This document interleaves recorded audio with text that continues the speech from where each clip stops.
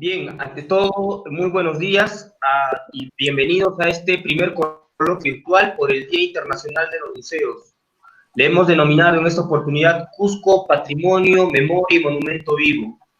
Siguiendo la prerrogativa del Consejo Internacional de Museos, diferentes agentes culturales de la ciudad de Cusco nos hemos reunido este año para conmemorar el Día Internacional de los Museos por la Igualdad, la Diversidad e Inclusión, bajo el nombre Cusco, Patrimonio, Memoria y Monumento Vivo.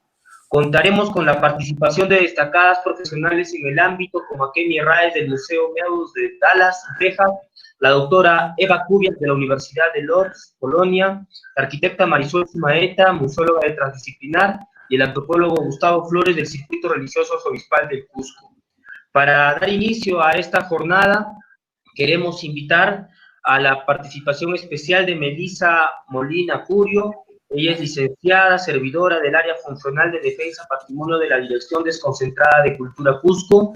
Nos va a dar unas palabras de bienvenida para poder iniciar este trabajo, esta jornada, digamos, como un coloquio, pero donde también queremos rescatar las opiniones y también los criterios de los profesionales que trabajan directamente en el ámbito de los museos. Entonces, sin más preámbulo, los dejo con Melissa Molina Curio, a quien le vamos a pedir que haga uso de la palabra. Muy buenos días, gracias Pavel. Antes quería agradecer a los organizadores del evento, que a la vez son defensores del patrimonio cultural, por la dedicación y el esfuerzo que le ponen en la difusión de nuestro legado. Agradecer también a los expositores por el espacio de tiempo que nos están dando para impartir sus conocimientos. Mayo es desde 1977 el mes de los museos. La fecha es promovida por ICOM, por sus siglas en inglés, y se celebra en el mundo entero. El tema propuesto para este año no podía ser más significativo para un país como el Perú y en especial para nuestra ciudad de Cusco. Museos por la igualdad, diversidad e inclusión. A nombre de la Dirección Desconcentrada de Cultura Cusco, del arquitecto Freddy Escobar Samayoa, les agradezco a todos su participación en el presente coloquio y les doy la más cordial bienvenida. Bueno, muchas gracias a la licenciada Melissa.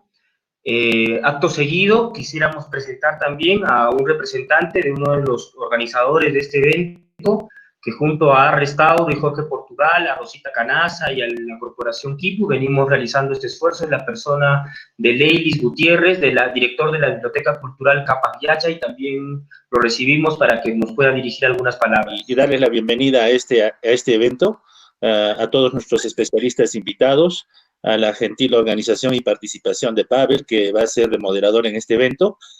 Definitivamente para la Cofradía Capajiache es una gran satisfacción el poder ser parte, gestor y promotor de eventos culturales como este, porque entendemos que la trascendencia, la importancia, el rol que juegan los museos en la difusión de cultura, en la preservación de la identidad y en la generación o creación de un inconsciente colectivo mucho más respetuoso, sostenible y orgulloso de sus raíces, se gesta a partir de museos que puedan atender todas las necesidades de la población, expectativas de los visitantes, y en un solo espacio reunir los diferentes matices que tiene la cultura, las manifestaciones artísticas, culturales que tenemos, y vale aclarar que no solo del pasado. Hasta el momento lo que Perú ofrece es una ancestral civilización, conocimientos que vienen de generación en generación, pero lo trabajado en la fecha, algo que sea de carácter contemporáneo o republicano, lamentablemente no existe. Pero al menos este tipo de eventos genera esa inquietud y trata de promover de que se pueda crear patrimonio vivo, de que se pueda crear patrimonio de nuestro tiempo. Así que con esta presentación y haciendo de repente eco a estas recomendaciones que ICOM ha lanzado y que cada año propone como temática, estamos de acuerdo y somos felices de ser parte de este evento que promueve la igualdad y la participación de todos los segmentos de la población. Muchas gracias. Bueno, le agradecemos a Leilis. Acto seguido, yo quiero explicar de manera muy breve a quienes nos están escuchando y nos están siguiendo cuál va a ser el procedimiento de este conversatorio. Vamos a partir de 3 preguntas hacia nuestros ponentes y acto seguido, después vamos a ir profundizando en algunas de las interrogantes. Quisiera saber si ya se encuentra con nosotros Gustavo Flores Salcedo para poder hacer la presentación, y pedirle que habilite su micro también. Quisiera comentarles que Gustavo Flores es un antropólogo graduado en la Pontificia Universidad Católica del Perú. Recibimos a Gustavo Flores también, quien va a absolver esta pregunta, que es una pregunta que vamos a plantear a los tres conferencistas. Coméntenos las experiencias personales de su trabajo al interior de museos o proyectos personales relacionados a este ámbito de la investigación. Con ustedes, Gustavo Flores Salcedo. Muchas gracias, Pavel. Comprobando que se me escucha bien. Sí, sí, todo bien. Perfecto.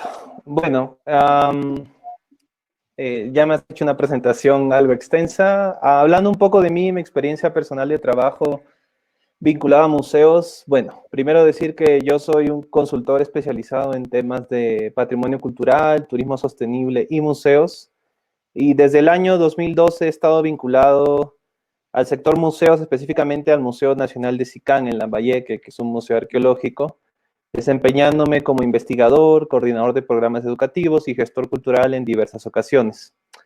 Desde 2017 yo también soy socio fundador de Huaca, que es una asociación sin fines de lucro que busca conectar a las personas con su patrimonio cultural, llevando la experiencia de los museos a espacios de la vida cotidiana. Lo que nosotros hacemos son unas intervenciones llamadas museos pop-up, que son básicamente exhibiciones itinerantes y exhibiciones efímeras que se montan en espacios de la vía pública y que invitan a las personas a interactuar con los objetos en exposición, ¿no? Es un poco tratar de romper con esta idea del museo sacro, ¿no? Donde no interactúas con las piezas que se muestran. Y también es una manera de tener una llegada mucho más amplia que un museo tradicional al público, sobre todo para aquellos donde existe esta barrera quizás a veces mental de acceso a los museos. Finalmente, y tú ya lo has mencionado, yo he sido responsable del proyecto de renovación museográfica y museológica del Museo del Palacio Arzobispal del Cusco, Museo de Arte Virreinal, desde agosto del 2018 hasta su apertura, que fue a finales de febrero de este año. Y actualmente trabajo como encargado del museo y como gestor cultural del circuito religioso arzobispal, dentro del cual se encuentra este museo. En cuanto a la primera pregunta, sabemos que tú te has sido desempeñado también como gestor cultural. Quisiéramos que profundices tal vez en cómo, desde tu percepción, podrían hacer estos museos hacerse más diversos e inclusivos. ¿Cómo podríamos hacer de que la gente deje de pensar que el museo o el arte son privilegios y que puedan hacerse más accesibles a la ciudadanía? Perfecto. Bueno, respecto a este tema, yo creo que los museos deben apuntar a ser espacios abiertos para todo el mundo. En mi caso, como gestor cultural, yo creo que cuando pensamos en museos inclusivos solemos evocar temas como la accesibilidad, ¿no? Usualmente la colocación de rampas para personas con movilidad reducida, por ejemplo. Sin embargo, la accesibilidad tiene muchas otras caras. No solo se trata de que las personas puedan acceder físicamente a nuestro museo, sino también que puedan acceder a la experiencia del mismo. Entonces, en el caso del museo del que yo estoy a cargo, ¿cómo hacemos en un museo de arte virreinal, por ejemplo, para que nuestra colección pueda ser experimentada por una persona con discapacidad visual? Este es un primer reto, ¿no? Ahora, hay un segundo reto, una segunda dimensión, que es que la inclusión de un museo también puede ser abordada a nivel discursivo, es decir, en la manera como integramos diversas narrativas en torno a nuestro patrimonio común. Y como museos tenemos la capacidad, yo creo, tenemos ese poder, ¿no? De presentar perspectivas alternas sobre el patrimonio que exponemos y ponerlas al mismo nivel y hacerlas dialogar con aquellas interpretaciones oficiales, ¿no? Lo digo entre comillas. Para poner un ejemplo, pensemos, por ejemplo, en un poblador local, ¿no? En un devoto como buen cusqueño, del Taitache Los Temblores, que está en la Catedral del Cusco. ¿Qué va a resonar más con él? ¿Un desglose iconográfico de la imagen? Que hablemos de eso en nuestro museo, o más bien una interpretación que apele a la fuerte devoción del pueblo cusqueño frente a su patrón. O pensemos en un turista o un visitante no local, ¿no? ¿Qué crees que va a enriquecer más su mirada de la ciudad? ¿El mismo desglose iconográfico de la imagen? ¿O quizás una interpretación que le hable del arraigado fervor que existe en el Cusco, en torno a las imágenes religiosas y los sentimientos que provocan en sus devotos cuando salen en procesión cada año, ¿no? Entonces creo que la inclusión de discursos alternativos es también una manera válida en que nuestros museos pueden volverse más inclusivos y además pueden volverse en espacios, en plataformas con las que las personas pueden establecer conexiones íntimas. Creo que ahí está, digamos, la función más importante del museo, establecer esa conexión, generar emociones, conmover al visitante, ¿no? En torno, por supuesto, a un patrimonio común que se remonta a nuestra historia, a nuestro sentido de pertenencia, etc. Ahora, si unimos ambos puntos, yo creo que tener un museo inclusivo se trata de hacer accesible la experiencia del museo, tanto a nivel físico como a nivel sensorial emocional, a experimentar el patrimonio que exponemos. Ahorita pienso, en el caso de mi museo, en el proyecto de audioguías que tenemos en marcha. Afortunadamente, y esto en el contexto del COVID ha sido muy positivo, creo, hemos estado trabajando con un sistema que es compatible con la emergencia sanitaria. Este usa unas tarjetas que se escanean en el celular de una persona, de manera que la audioguía se reproduce en el celular de cada uno, no hay necesidad de usar equipos, etcétera, ¿no? Y una de las cosas que consideramos en la producción que nos encontramos en marcha es integrar el idioma quechua dentro de los idiomas reproducibles en el contenido. Por supuesto, digamos, si nos quisiéramos poner fríos a un tema económico, pues no es que tengamos una gran cantidad de visitantes locales, en verdad, en el museo. De hecho, estamos reactivando eso y, bueno, quechua hablantes, ¿no? Pero creemos que estando nuestro museo en Cusco, en la capital del antiguo Imperio Inca, tener el idioma quechua en la audioguía es tanto un homenaje al pasado del lugar, pero también una necesidad para poder conectar con buena parte de la población presente, ¿no? Y nuestro museo se interesa no solo por el turista, que puede representar un ingreso económico para la manutención del museo, sino también por el local, porque al final este es un espacio que se debe a todos. Mira, qué importante. Además, eso nos hace recordar de que el lenguaje también es vehículo de cultura, ¿no? Y qué importante que se vaya a replantear sobre el quechua. Creo que va a ser un aporte valioso. Estimado Gustavo, una tercera pregunta y de ahí vamos a dar paso a los otros ponentes para también hacer circular algunas inquietudes.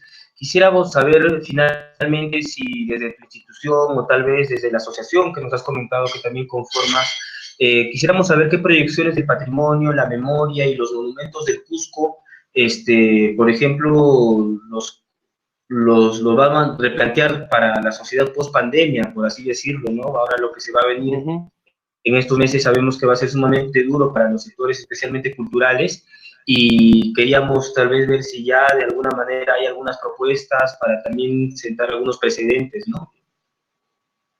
Bueno, sí. De hecho, te voy a hablar tanto de mi asociación como del circuito religioso en general, ¿no? Primero que, bueno, la pandemia no va a terminar cuando se levante la cuarentena, eso es verdad, ¿no? Entonces a museos y a monumentos y a las personas nos va a tocar adaptarnos a lo que ya se está llamando la nueva normalidad, ¿no? Va a seguir el tema del distanciamiento social, el uso de mascarillas, entre otras cosas, ¿no? Y por supuesto las actividades, digamos, cara a cara de contacto físico van a estar muy limitadas e inclusive en algunos casos no va a ser posible. Entonces, en esta nueva normalidad, las reglas de juego del consumo cultural van a cambiar. Y por otro lado, lo que va a hacer repunte, ya está haciendo repunte, son los medios digitales, ¿no? O sea, de hecho, muchos museos, incluyendo el nuestro, nos hemos volcado a lo digital un poco por la fuerza a raíz de la pandemia. Y sin embargo, esto es algo positivo porque estamos entrando ya a otros medios.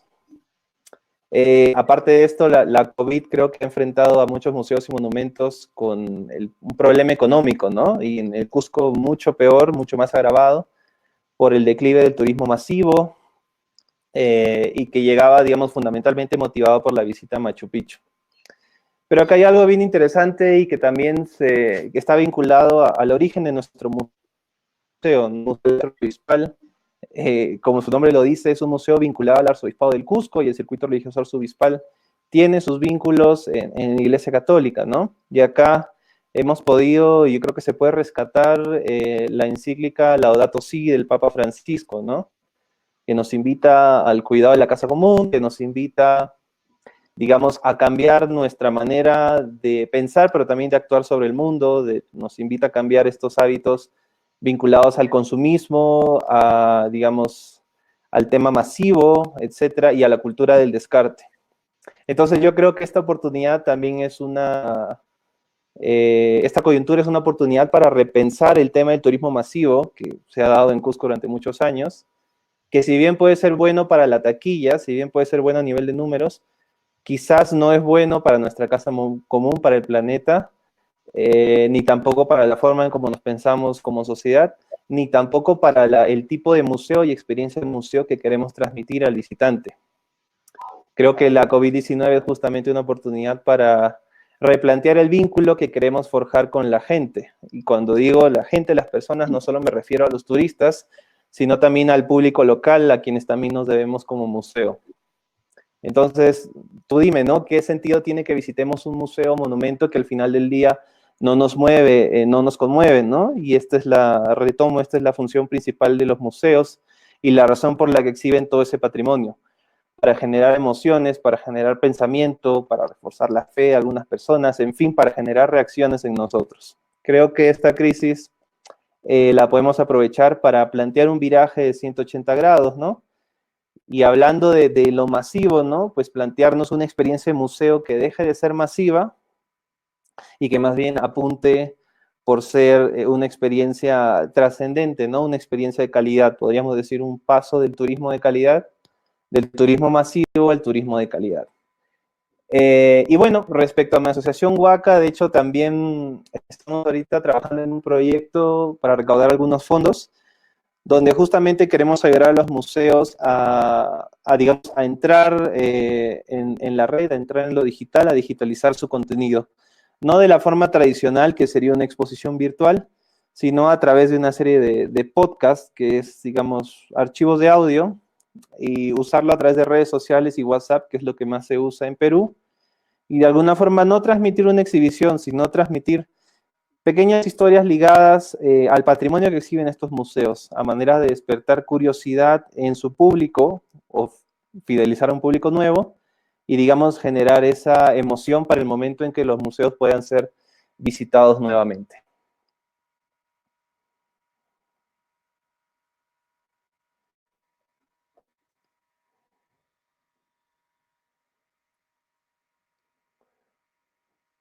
Pavel, ¿me escuchas? Gracias, Gustavo, te agradezco.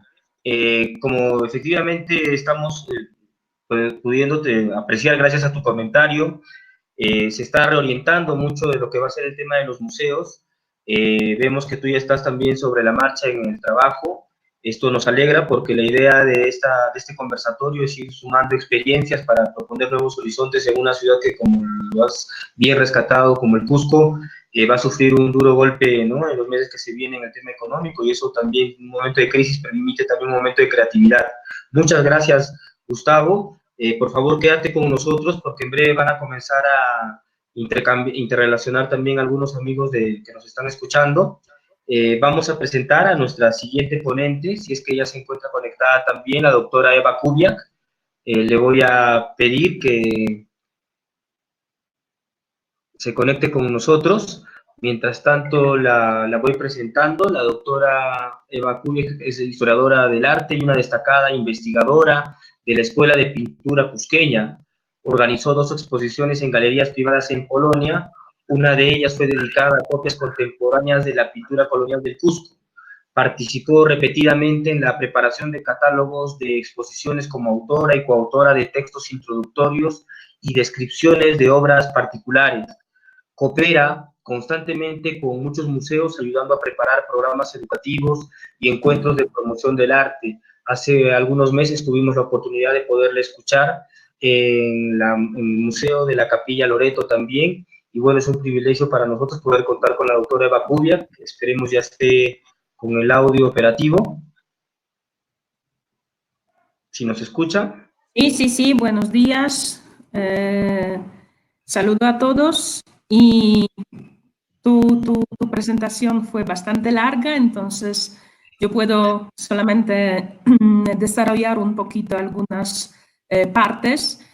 Yo soy historiadora del arte y trabajo en la universidad, pero tengo dos campos de interés.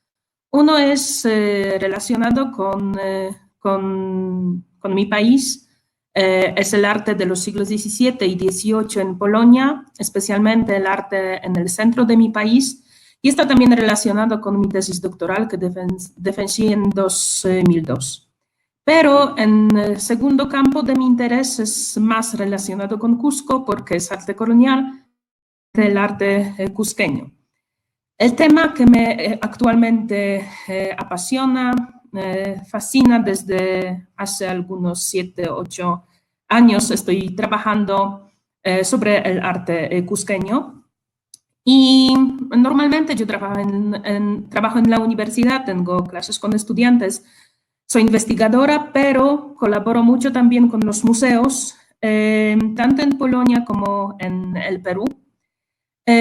Muy a menudo yo fui invitada para crear las descripciones particulares de las obras del arte, introducciones a los catálogos, pero para mí la parte más valiosa de mi trabajo, colaboración con los museos, es la participación en las promociones de instituciones particulares y promoción de sus colecciones. En Polonia tuve el placer 2 veces promover el arte peruano, que fue muy, muy importante para mí. Primera vez en el año 2011, organicé en una galería privada una pequeña exposición de la pintura, digamos, neocolonial, las copias de la pintura colonial cusqueña. En verdad una parte de esta exposición fueron las obras más populares que se puede comprar en las tiendas de artesanía en el barrio de San Blas, entonces ángeles vírgenes, pero también pedí a los artistas o artesanos pintar algunas imágenes particulares para explicar más la iconografía de la época. Entonces ahora yo tengo y podía exponer, por ejemplo, las imágenes del Señor de los Temblores, Niño Jesús Inca y algunos de Incas y Ñusta.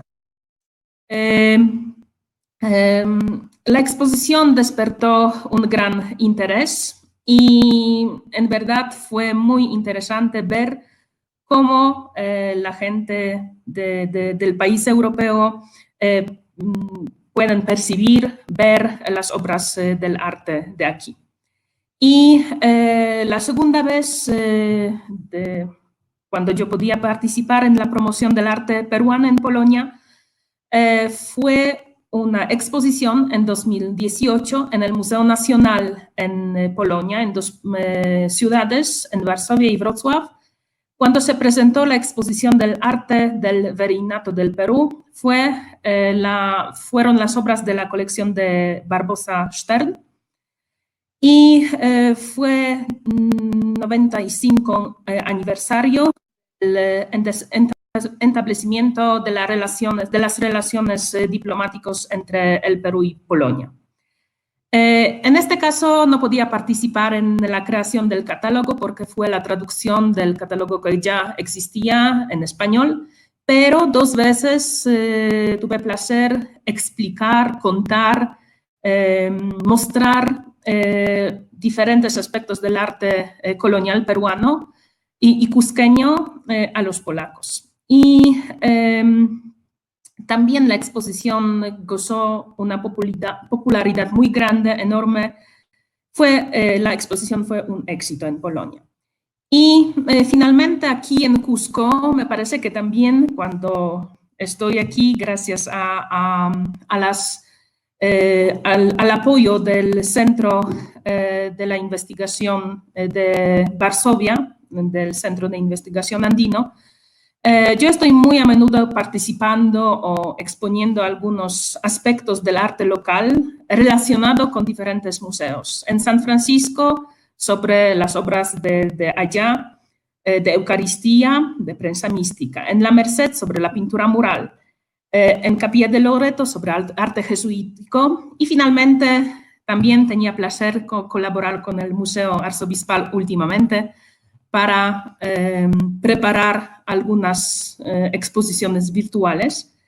Y quiero decir también que solamente Museo Arzobispal fue responsable por la preparación de todo ese evento, porque el resto yo estaba trabajando con Capaquiachay o personalmente con Rosa Canasa. Entonces, no los museos organizaron los eventos, pero las organizaciones, instituciones que son aparte, funcionan aparte de los museos.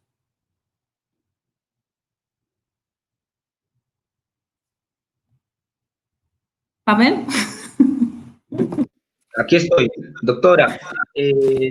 Creemos que su participación era importante porque usted representa al otro sector también dentro de los museos, de la investigación, que es sumamente valioso. En base a su experiencia, tal vez, no sé si nos podría comentar cómo cree usted que se podría hacer de los museos espacios más diversos e inclusivos. Como usted habrá visto, en el curso hemos tratado de hacer que se vuelvan algunos espacios culturales, como creo que corresponden, ¿no? Para que tenga un contacto real con la población. Pero, ¿qué usted sugeriría que se pueda hacer o tal vez alguna experiencia que quisiera comentarnos al respecto? Yo pienso que muy importante es despertar el interés sobre el arte, los museos, el patrimonio local de la edad del principio del colegio.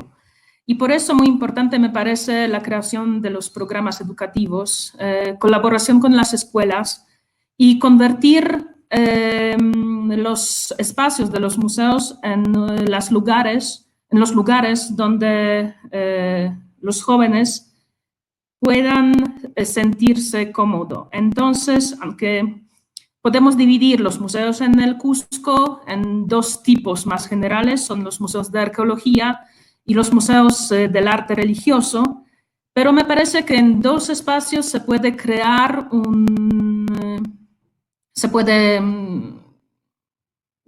lugar que fue muy bueno para pasar el tiempo.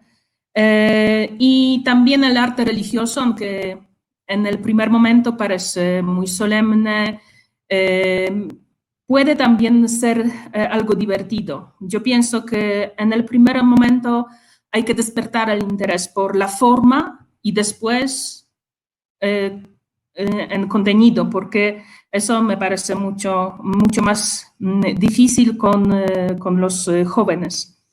Entonces yo pienso que es muy importante hacer los espacios de los museos un lugar donde los jóvenes se pueden sentir relajados, aunque por supuesto con respeto a las obras del arte.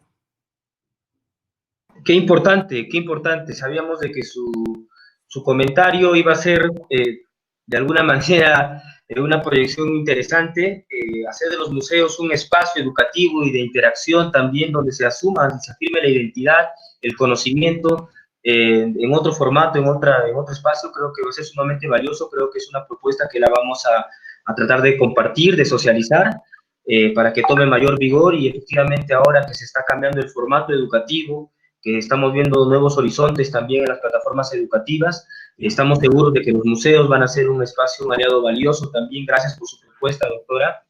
Quisiera hacerle una última pregunta también antes de ampliar el conversatorio. ¿Qué proyecciones del patrimonio, la memoria y los monumentos del Cusco y, bueno, los países en los que usted ha trabajado de referencia, cree qué nuevo norte cree que van a tomar ahora en el mundo de la pospandemia? ¿Cómo cree que se van a reinventar los museos a partir de esta crisis que estamos viviendo? Sí, yo pienso que ahora sí, estamos en el momento muy difícil y nos espera crear nueva fórmula para poder funcionar los museos. Yo pienso que sí, los sitios arqueológicos van a funcionar, por supuesto, no tan intensivo como antes, pero sí, es el museo en el aire abierto, entonces es mucho más fácil. Pero yo pienso que tenemos que darnos cuenta que es muy difícil que los museos se puedan mantener por sus mismas entradas, tiquetes, boletos de entrada. Porque yo participé, por ejemplo, en un simposio de sobre los museos en España y ocurrió que solamente Alhambra se puede mantener los ingresos. Entonces, en todos los aspectos, colección, descripción de las obras del arte, restauración, investigación y educación. Y yo pienso que hay pocos lugares que pueden decirlo. Entonces, yo pienso que contar con recursos de entradas es difícil y ahora incluso más difícil, aunque yo no sé cuánto se invierte en mismos museos. Pero yo pienso que hay que pensar en eso, que los museos son los recursos, la riqueza de todos. Entonces, es muy importante apoyar cada vez más para memorar la historia, pero también para desarrollar investigaciones,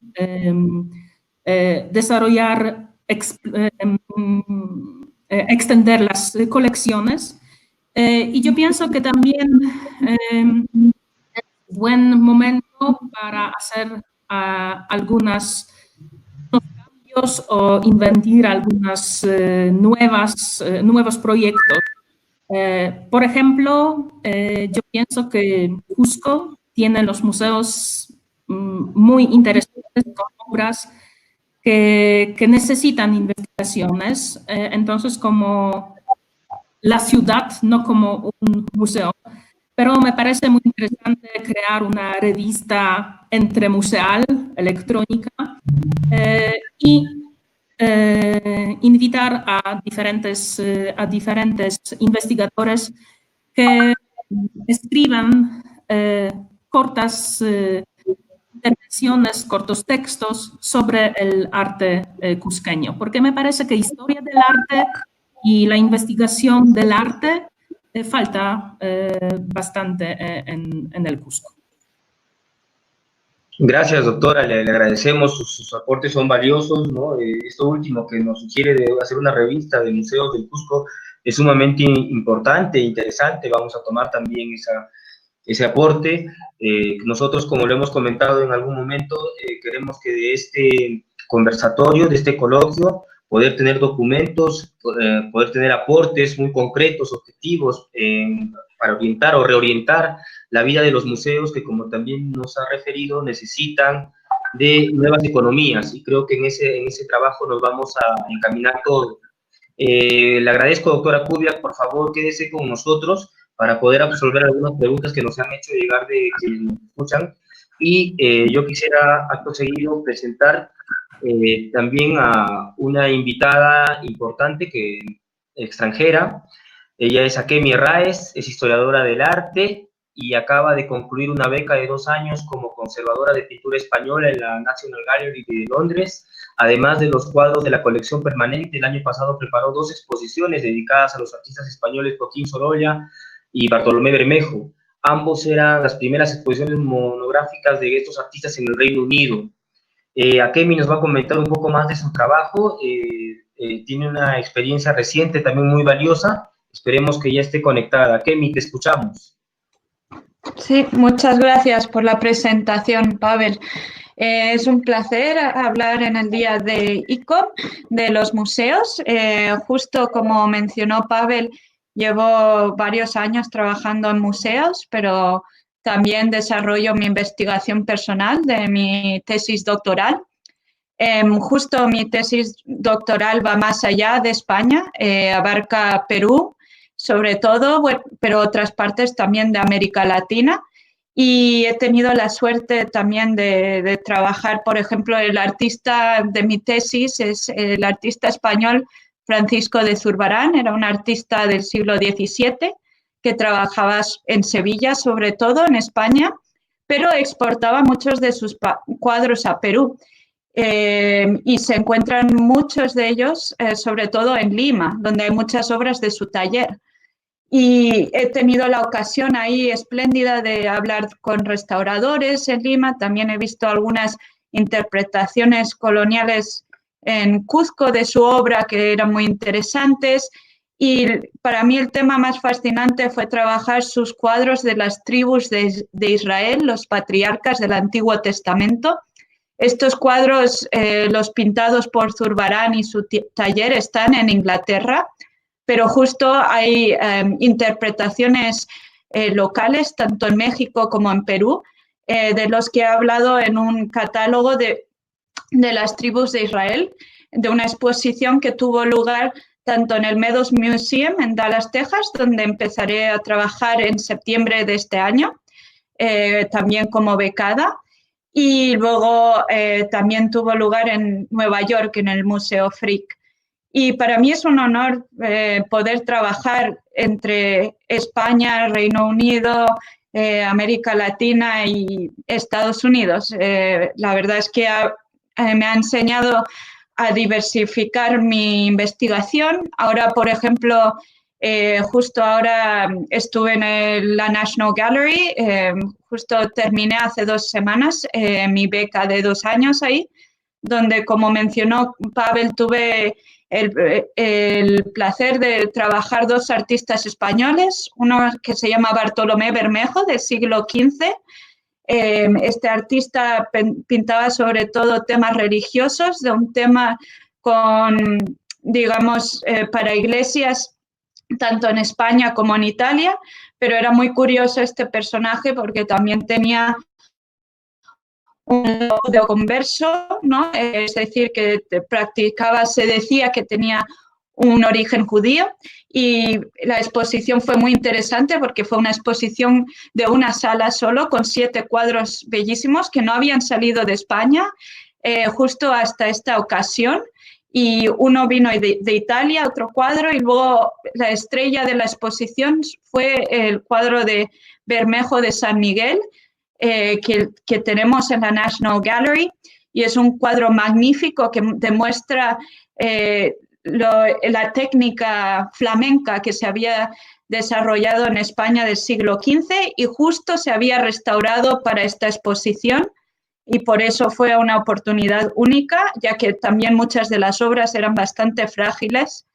Y luego la otra exposición en la que tuve el placer de colaborar con otros comisarios del museo fue la exposición de Joaquín Sorolla. Joaquín Sorolla es un artista sobre todo activo a finales del XIX, principios del XX, y él pintó muchas obras de estilo más impresionista en las playas de España, en varias regiones de España, pero también pintó muchas obras para museos americanos, incluyendo la Hispanic Society de Nueva York. Y fue un gran placer presentar su obra allí, ya que se ha tratado mucho en España y en Estados Unidos, pero no en el Reino Unido, y hay pocas obras suyas ahí. Y nada más reunimos 58 obras del artista en un espacio de 7 salas. Fue una oportunidad increíble. Vino hasta la Reina de España para la inauguración, el Príncipe Carlos de Inglaterra. Fue fenomenal poder trabajar también con la bisnieta del artista, Blanca Ponsorolla, y con ella fue muy fácil trabajar con ella, y también el Museo Sorolla de Madrid, que prestaron muchas de las obras expuestas, y sobre todo trabajé con el comisario principal, Chris Riopel, en un periodo que otra vez se sale de mi periodo de experiencia, porque yo soy más del barroco, ¿no? El barroco español, también barroco peruano, ¿no?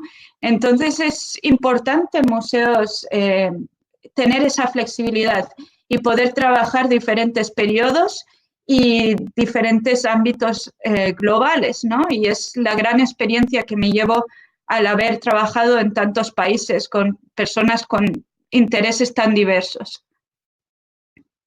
Muchas gracias. Tía Kevin, bueno, vemos que has tenido una experiencia reciente, bastante activa también en el campo de trabajo, en el terreno, como le decimos, Quisiera hacerte la misma pregunta que le he hecho a nuestros otros ponentes.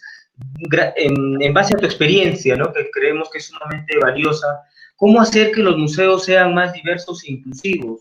Ahora que estamos en este año que también ICOM nos lo recomienda bajo esa línea, ¿cómo haríamos de que la gente pueda llegar de manera más, no sé si masiva a los museos, pero sí tal vez de manera más frecuente, ¿no? Yo creo que lo más importante, por lo menos en la National Gallery, el Museo Getty de Los Ángeles, donde he trabajado, es que ahí, como en Cuzco, curiosamente, hay un gran énfasis, sobre todo cuando viene a las exposiciones, ¿no?, de atraer a un público internacional. Y lo más importante era porque, por ejemplo, en la National Gallery eran exposiciones de artistas españoles. Como mencionó Gustavo, es importante poder incluir los textos en el idioma. Es decir, incluimos los textos, los paneles principales en inglés y en español. Y otra cosa que es esencial es también hacerlo con las audioguías, ¿no? Y tener estas voces personales de los comisarios de la exposición, también de la viñeta, en las audioguías, tener esta interactividad es muy importante. Otra parte que era muy relevante es trabajar con instituciones culturales, embajadas que promocionan el arte del país en cuestión. En el caso de Sorolla y Bermejo era de España, entonces tuve el placer de trabajar con la Embajada de España y el Instituto Cervantes de Londres, donde se impartieron una serie de charlas sobre el artista que también comunican con la población española del Reino Unido, que es bastante sustancial. La otra parte importante, creo, es, como dijo Eva, es trabajar con diferentes públicos, ¿no?, tanto jóvenes como más mayores. Hay que tener esa diversidad. Y lo bueno que hicieron en la National Gallery, los comisarios, por ejemplo, es interesante porque al ser un museo tan grande, no trabajamos tan directamente con el público joven, porque hay un departamento entero dedicado a la educación. Pero este público, por ejemplo, preparó talleres de pintura para los más jóvenes, talleres de joyas, ¿no?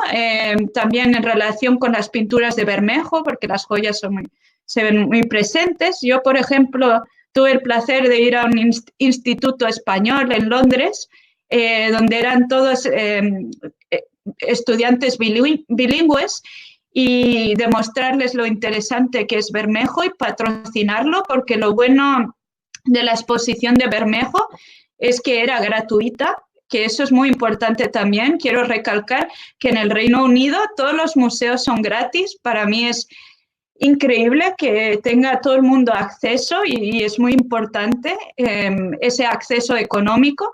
Sorolla es verdad que fue una exposición pagada, pero porque era una exposición grande de 58 obras que venían del extranjero. Así que también hay que tener esa parte accesible, y si no es posible, digamos, acceder por cuestiones económicas, por lo menos garantizar programas con escuelas o facilitar el acceso, ¿no?, a escuelas, digamos, y proporcionar mucho del contenido de la colección también de manera online, ¿no?, que también es importante para la siguiente pregunta sobre cómo vamos a transformar los museos durante la pandemia, ¿no? Efectivamente. No sé si nos puedes, en base a tu experiencia también, tanto en Londres, España y Estados Unidos, ver si ya se está pensando en algo o si tú crees que podemos orientarnos, ¿no?, de acuerdo a algunas experiencias tuyas también.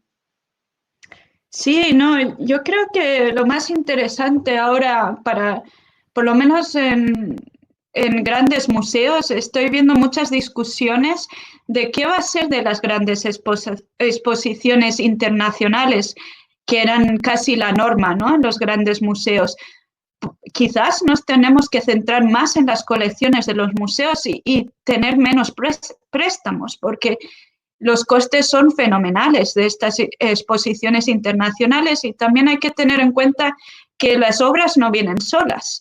Estas obras vienen acompañadas de comisarios de todas partes del mundo, Y obviamente hay un gran impacto económico, pero también en el medio ambiente. Entonces creo que ahora durante esta pandemia el enfoque va a ser de muchas galerías es de mostrar su colección y mostrarla de manera, digamos que hay que profundizar el interés que hay. ¿Y cómo pueden hacer esta profundización? Pues una cosa que han hecho en la National Gallery, por ejemplo, es que acaban de escribir descripciones de todos los cuadros de la colección, que son alrededor de 2.500, de 2-3 párrafos que son accesibles online y que todas están escritas por académicos. Es el sueño, ¿no? Y también es importante tener buenas imágenes, que para mí es algo que creo que podría ser muy útil en Perú, ¿no? En Cuzco, por ejemplo, porque para mí el acceso de las imágenes es primordial para poder desarrollar la investigación fuera, ¿no? Porque muchos investigadores como yo o Eva, que trabajamos afuera muy a menudo, nos cuesta, ¿no? Porque nuestra referencia visual no dura tanto, ¿no? Y no solo fotos tal cual de los cuadros, también detalles, fotografías más adelante, si es posible, trabajar con restauradores y proporcionar fotografías infrarrojas, de rayos X, para hablar también de la restauración de estos cuadros. Ahora que no se puede intervenir físicamente en estos cuadros, por lo menos tener esas herramientas, ¿no? Para trabajar los cuadros desde fuera. Y creo que también el otro cambio que creo que va a ser interesante va a ser la ruta única, que creo que va a ser primordial porque mucha gente tendrá que ir por una ruta preestablecida por el museo, porque ahora durante estos meses que vienen de la pandemia, hasta que no se haya normalizado la situación, la gente no podrá volver para atrás porque se pueden crear acumulaciones de gente, ¿no? Y también limitar el aforo de personas. Entonces, muchos artículos están diciendo, bueno, pues quizás será una experiencia más única de las obras, ¿no? Porque acostumbrados a ver imágenes, por ejemplo, de la Mona Lisa, que no puedes ni apreciar la pintura porque hay miles de personas con los móviles, no interactúan con la obra en sí, ¿no? Entonces, esa para mí va a ser un gran cambio, en verdad, hasta que se normalice la situación y, como mencionó Gustavo, pues hay que utilizar también el móvil en vez de la audioguía, para obtener información adicional, además de la que se pueda encontrar en los textos proporcionados. Y también los móviles son importantes porque hay también unas posibilidades de escanear, por ejemplo, en el Reino Unido, las obras, y ni siquiera tiene que haber un código barra al lado del texto. Y cuando las escaneas sale toda la descripción del cuadro, de dónde procede y hasta una audioguía automática. Entonces, estos nuevos recursos digitales son verdaderamente primordiales durante estos tiempos. Muchas gracias. Perfecto. Te agradecemos a Kemi. Y bueno, tenemos creo que algunas ideas en común, pero antes de pasar a eso, y esperando también a Marisol, que nos ha pedido que por favor la dispensemos, hacerles llegar una pregunta de Elizabeth Peña Marocho. Ella pregunta si se encuentran trabajando ahorita protocolos de bioseguridad para el ingreso a los museos, y si así fuese, ¿cuándo los estarían implementando, ¿no? ¿Se tiene algún plan de reactivación ya con fechas para actividades en espacios culturales? No sé si en esa pregunta nos puede ayudar Gustavo, y tal vez también a Kemi, que ha estado ahorita en el campo, ¿no? ¿Aló? Sí, te escuchamos. Perfecto.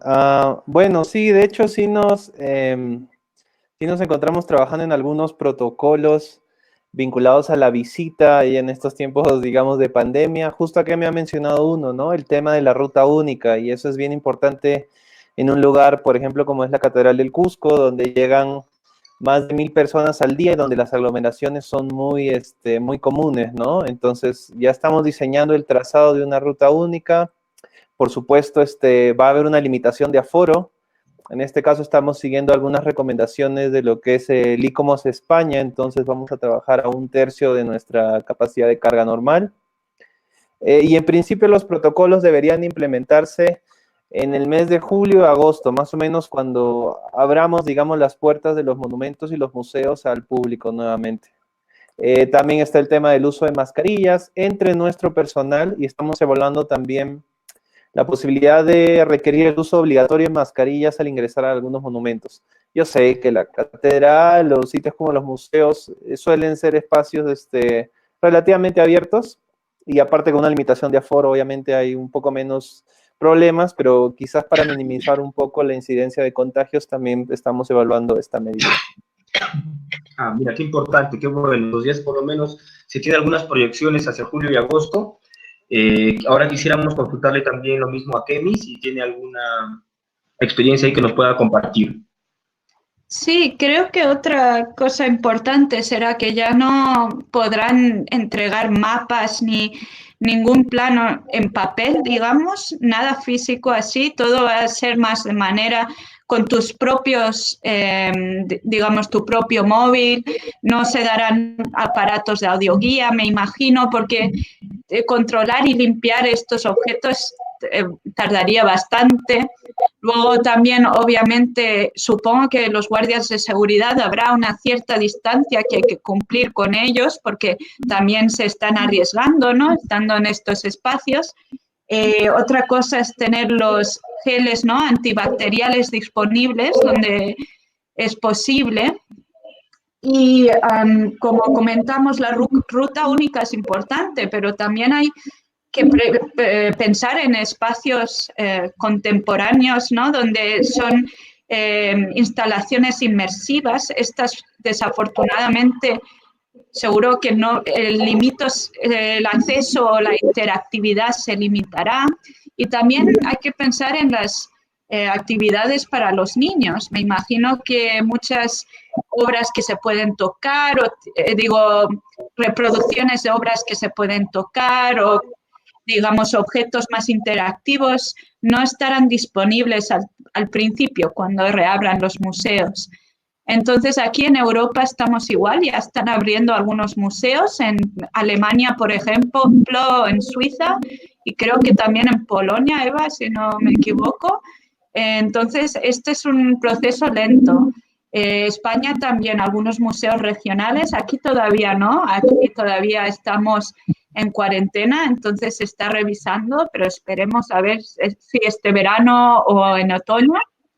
Pero por ahora esas son las condiciones. Es una pena que sea menos interactivo, pero el lado positivo es que quizás podemos pasar más tiempo con nuestras obras favoritas, ¿no? Gracias a Kemi. Doctora Cubia, ¿usted quisiera aportar con algo tal vez a ese interrogante?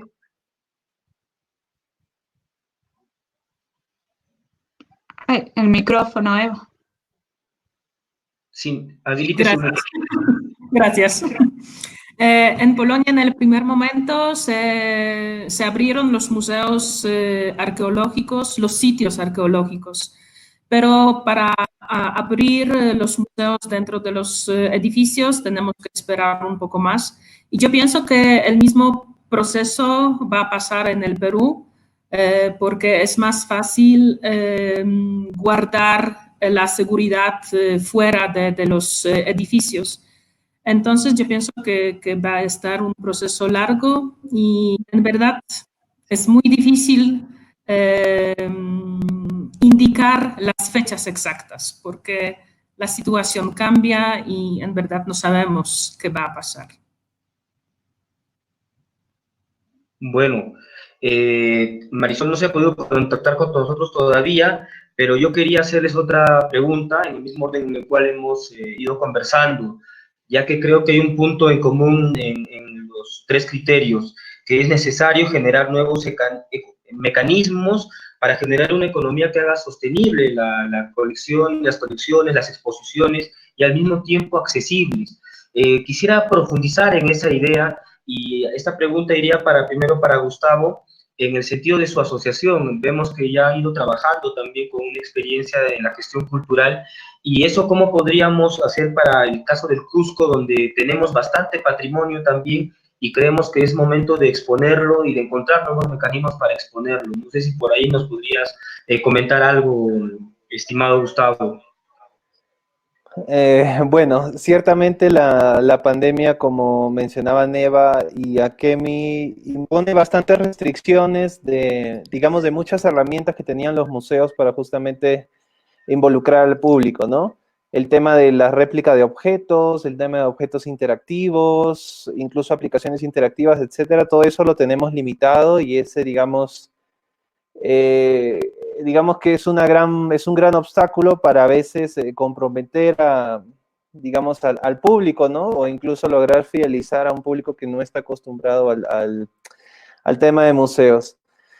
Ahora, buscando nuevas alternativas, como digo, digamos, la pandemia de manera obligada también nos ha volcado a las redes, y aquí creo que es un escenario importante para justamente generar un nuevo público de parte de los museos y los monumentos, ¿no?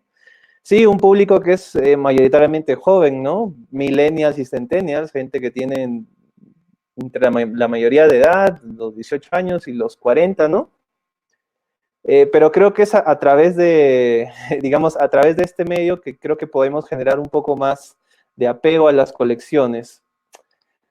Y también otra cosa, bueno, sí, el tema de la sostenibilidad es complejo y definitivamente hemos tenido un golpe considerable, sobre todo en el espacio turístico, ¿no? Y en Cusco se ha sentido mucho más fuerte, porque acá en Perú, en Cusco y en Perú en general, los museos suelen vivir de la taquilla.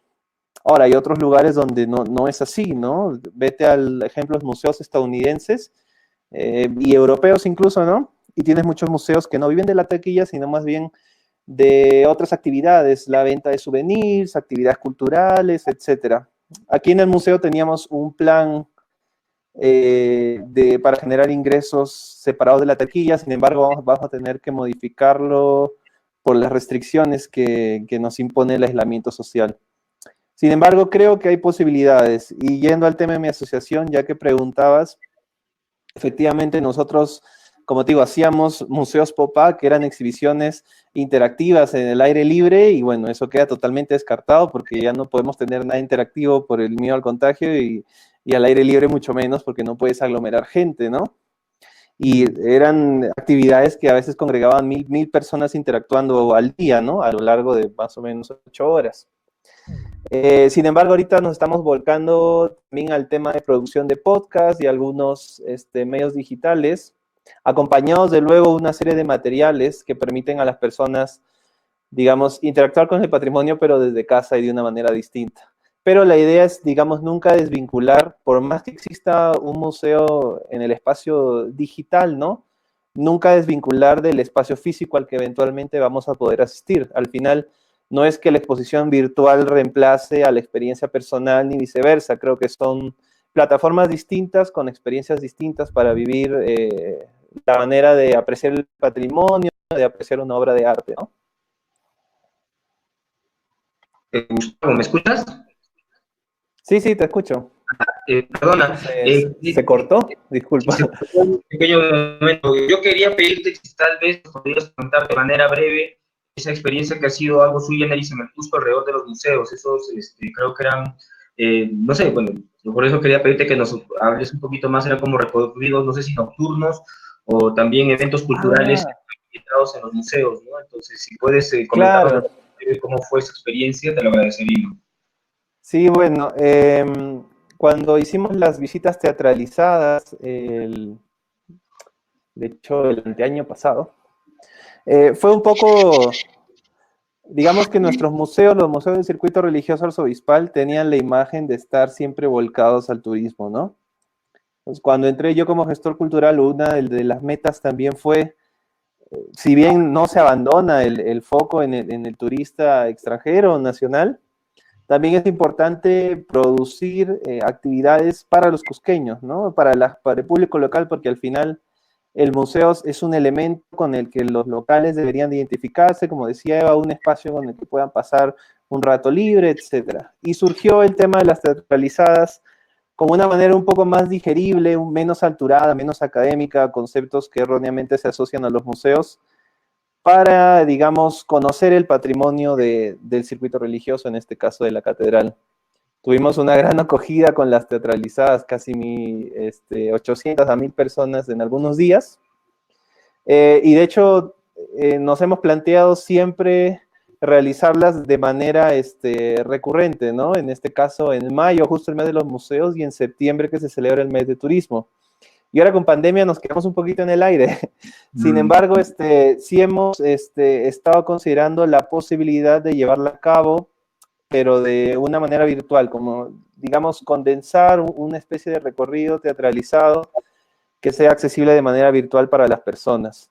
Este año pensábamos trabajarlo en base al Museo Arzobispal, ya que era un sitio que habíamos inaugurado recientemente y que te permitía aparte jugar con bastantes narrativas e historias distintas, ya que las temáticas de las salas y la separación física de los espacios te permitía jugar con distintos personajes y cambiar de temas conforme tú ibas pasando de ambiente, ¿no? Entonces es algo que vamos a ensayar, creo que vamos a trabajar con los mismos actores, pero esta vez vamos a hacer una producción, digamos, por así decirlo, en estudio, en el museo, para luego compartirla con la comunidad cusqueña y ver una manera en que siempre esto tenga quizás una interacción y, por supuesto, que esta visita no quede ahí, sino que termine derivando en una visita eventual al museo. Ah, mira, formidable. O sea, desde las visitas teatralizadas ya se va a cambiar a otro formato, que va a ser un registro también importante y que sabemos que se va a poder, digamos, difundir de manera más extensiva, ¿no? Que es en los colegios donde también se quiere llegar. He notado también esa preocupación en los tres ponentes.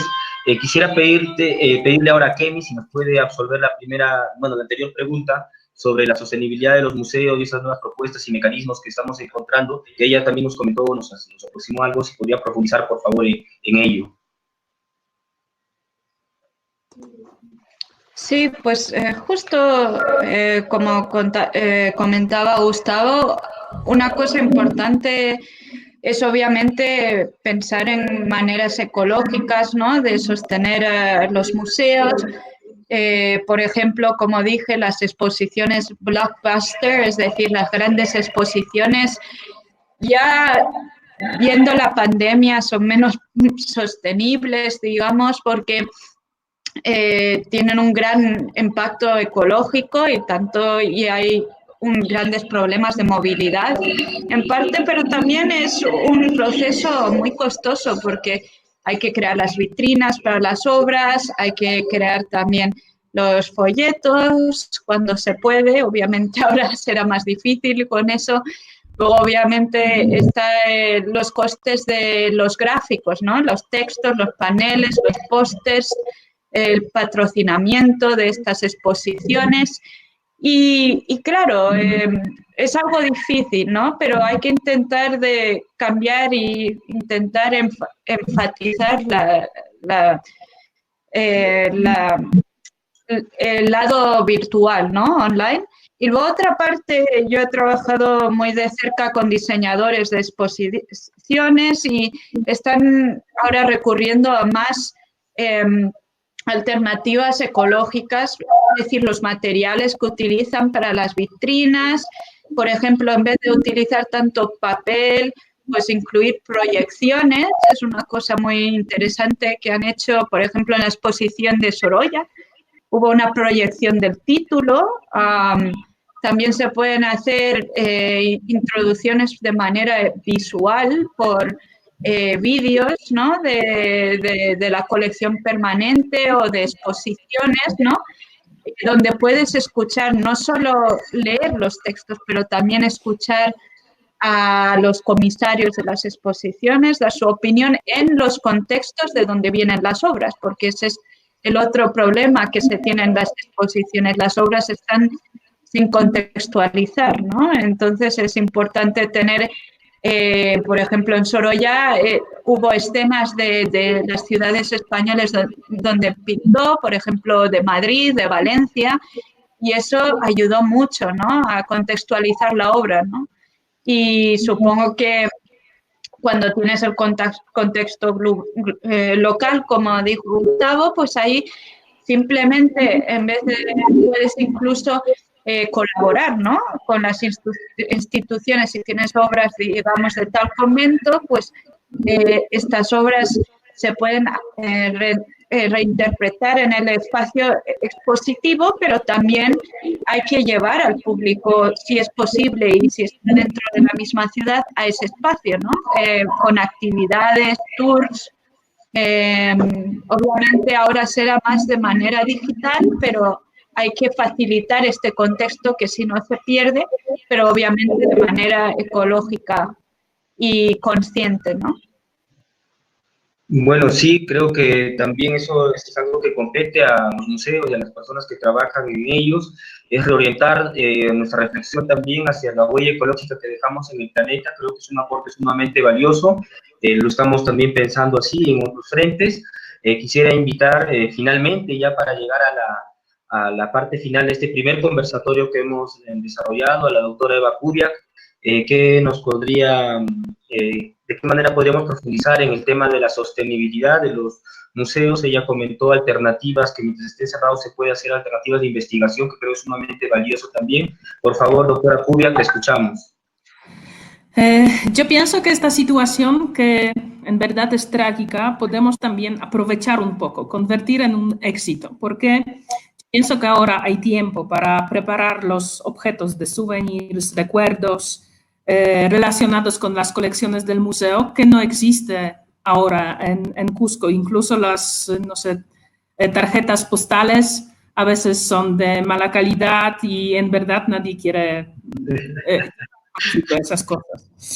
Pero yo pienso que es tiempo para aprovechar y en verdad también para desarrollar esta presencia virtual, porque eso me parece muy importante y también es una chance para hacerlo, porque desarrollar esta parte virtual en la sociedad tan tradicional como es el Cusco y el pensamiento muy tradicional sobre el patrimonio, el arte, los objetos museales, en general es muy difícil cambiar, pero ahora hay tiempo cuando se puede hacerlo, me parece mucho más fácil que en las circunstancias normales. Y me parece que algunos museos del Cusco, como por ejemplo el Museo Arzobispal, aprueba estar presente todo el tiempo en la sociedad cusqueña, que me parece muy importante y también puede llevar los cambios, porque yo veo en diferentes lugares se aprovecha la situación, o algunos lugares se sientan mal con esta situación, pero yo pienso que ahora se puede desarrollar los contactos internacionales, que vamos a estar más acostumbrados para participar, para hacer las invitaciones, para hacer las cosas virtuales, que se puede mucho más hacer internacional y se puede internacionalizar las investigaciones, contactos, exposiciones, ponencias, también invitar a la gente de fuera para hacer descripciones de las obras de arte, hacer los catálogos virtuales. Eso me parece muy, muy importante y también es el efecto de la situación. Gracias.